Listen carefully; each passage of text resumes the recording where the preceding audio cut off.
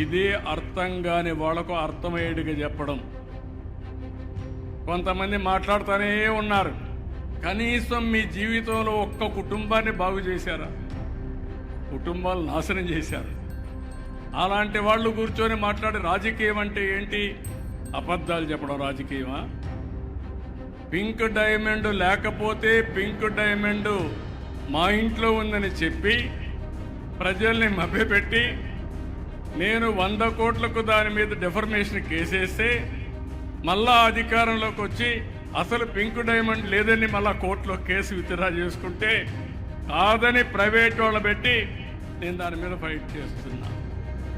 అదే మరిగా బాబాయిని గొడ్డలతో లేపేసి గుండెపోటును నా మీద వేసేసి ఓట్లు సంపాదించుకొని తర్వాత ఎవరైతే చెల్లిని వాళ్ళు అడిగిన వాళ్ళందరినీ తప్పుడు కేసులు పెట్టి వేధించే పరిస్థితి రావడం చాలా సులభం. ఇలాంటి జీవితాలు బాగు చేయడం చాలా కష్టం.